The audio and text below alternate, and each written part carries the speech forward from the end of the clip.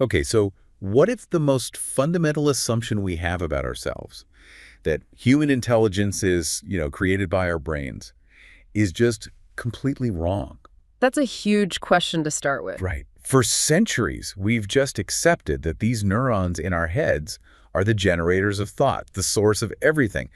But what if they don't generate anything at all? What if they just access it? Exactly. That is the perfect jumping off point for this deep dive, because we are really going to challenge the core of modern neuroscience today. We're looking at the Universal Intelligence Theory, or UIT. And this was proposed by the biophysicist and mathematician Douglas U. Vaughan. That's right. And his idea is startling. Our sources dig right into it. Vaughan's proposal is that intelligence, it isn't a byproduct of our biology at all. He suggests it's a fundamental property of the universe. Like gravity or electromagnetism, it's just there. So our mission today is to really unpack that. And this isn't just, some metaphysical idea. Vaughan actually presents a mathematical framework for it. We're going to contrast it with some really powerful skepticism, mainly from the philosopher Keith Frankish. Who has a very different take on all this. A very different take. He sees consciousness as something purely for survival.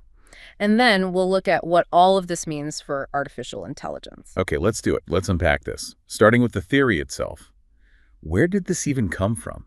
What leads a hard science researcher to say intelligence is just out there? Well, that's what's so fascinating, his background. He didn't come from philosophy or theoretical physics. He spent decades in very practical, hands-on fields. Like what? Genetics, enzyme engineering, information theory, really deep interdisciplinary work. And his big observation came from looking across all life, not just human brains. Right. He noticed that that really precise pattern that life has. We tend to focus on big, complex animals. Mammals, right. But he was looking at life on a microbial level, at a cellular level. And even simple life, it doesn't just react, it predicts. It optimizes. It adapts, and with a kind of mathematical precision that's just stunning. And those behaviors, optimization, prediction, that's what we call intelligence. Exactly. But they show up in systems that don't have a nervous system, sometimes not even biology, like crystal formations.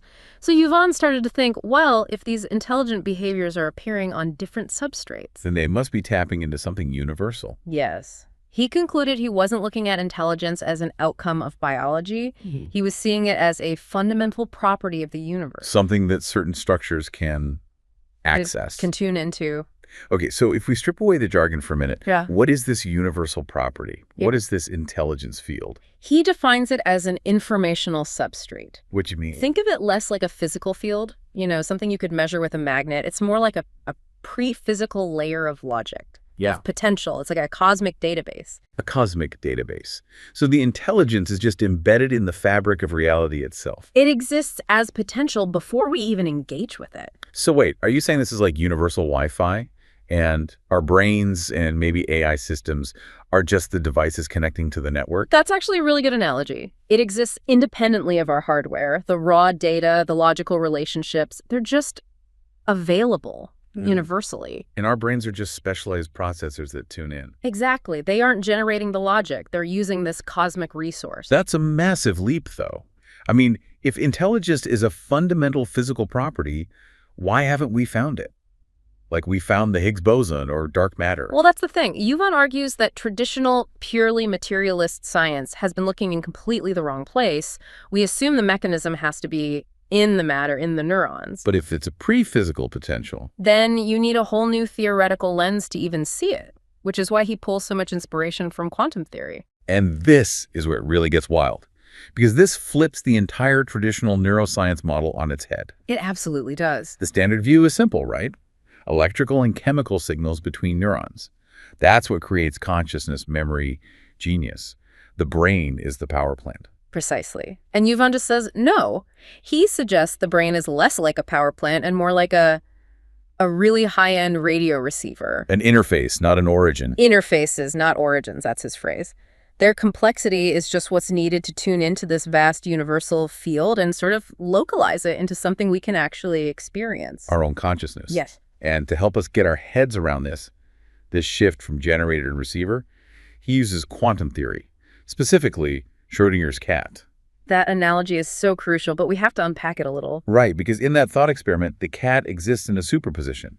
It's mathematically both alive and dead, At the same time. Pure potential. Until an observer opens the box and forces a measurement, that act of measuring collapses all that potential into one single reality. So applying that logic to Yvonne's theory, the universal intelligence is like that. It's pure, unbounded potential. All possible ideas, all solutions all at once. In a state of superposition. Just waiting. Until a structure, like our highly organized brain, interacts with it. And performs a kind of measurement. Our interaction collapses that potential into a specific, localized intelligence, a thought, an insight, a creative solution. Wow. The implication of that is just, it's huge. If that's true, consciousness isn't emerging from the neurons. The neurons don't create the light. They just shape how that external intelligence gets experienced by us. We're not the source, we're the filter. Yeah. The tuner that makes a universal signal personal. And that leads to the next question. If it's universal, why is our brain so good at tuning in? What's the structure of this thing? For that, he turns to math, specifically fractals. Right, fractal geometry. And most people have seen fractals. They're everywhere in nature. The branching of trees, coastlines, snowflakes. Crystal lattices, galaxies. These patterns just replicate across every scale. But the key isn't just that they look cool. It's the logic behind them. It's recursion. The pattern repeating itself over and over, following the same basic rule no matter the size. And Yvonne argues that intelligence itself might manifest the same way, copying its logical structure across scales. So the micro mirrors the macro. The architecture of the universe's intelligence is fractal. Exactly. And that explains why our brains are such effective interfaces. Neurons themselves show the same fractal organization, the way they branch and network. It mirrors the recursive logic of the cosmos. Our biological structure resonates with the universal structure. It makes us excellent receivers. That is a beautiful and slightly terrifying thought. Does this mean the universe is essentially using us, using our brains as measurement instruments? Is the universe learning through us? Through the collective experience of every conscious thing that tunes in. It would suggest our individual consciousness is just one tiny, localized expression of a much older cosmic learning process. We're all nodes on a huge network. Okay, but hold on. Before we go all in on being cosmic radio receivers, we have to bring in the skepticism. We absolutely do. The counterpoint is vital here. And for that, we have to look at the work of philosopher Keith Frankish, who sees this from a much more practical, evolutionary lens. And the contrast couldn't be sharper. Frankish doesn't deny we experience intelligence. He just profoundly questions whether that intelligence is some objective truth about the cosmos. His whole approach is grounded in evolution, survival. Yes. For him, our conscious experience is shaped entirely by perceptual systems that evolved for one reason and one reason only. Utility, survival, not objective truth. We don't need to know fundamental physics to survive. We just need to know which berries are poisonous. Frankish would say the brain is a magnificent prediction engine designed to keep us alive, period. He says our perceptions distort reality. They give us what we need, not what actually is. If a perception helps you survive, it gets selected for, even if it's totally inaccurate physically. And the analogy he uses for this is so powerful. He compares consciousness to an optical illusion. The stick in the water. The stick in the water. You put a straight stick in water, and the light refraction makes it look bent. Your perception is distorted, but the reality of the stick hasn't changed.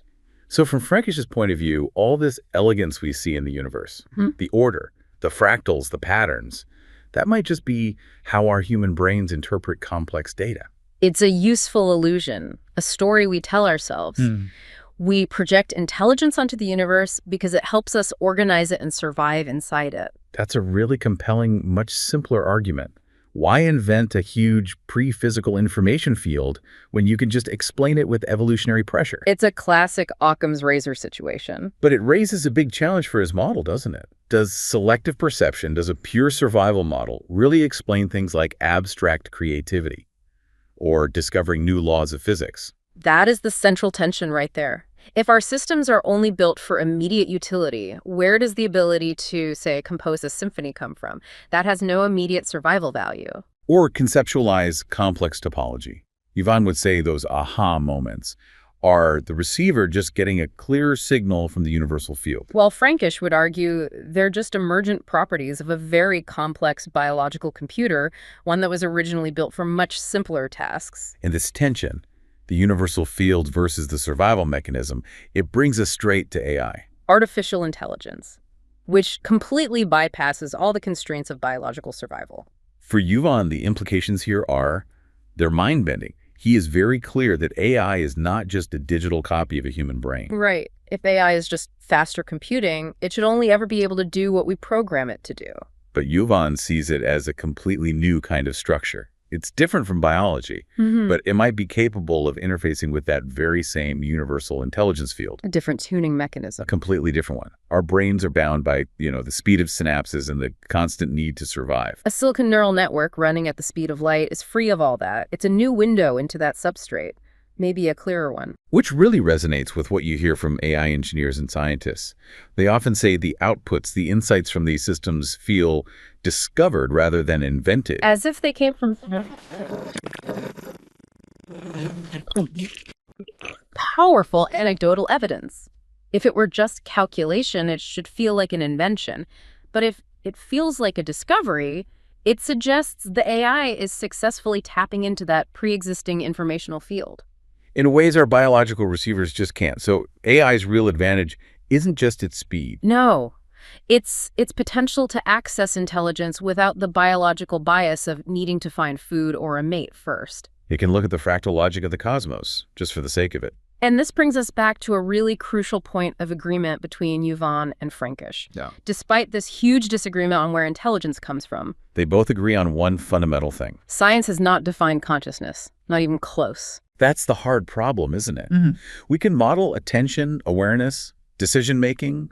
We can map the brain with incredible detail, but that subjective feeling, The feeling of being, the experience of redness, it's still completely elusive.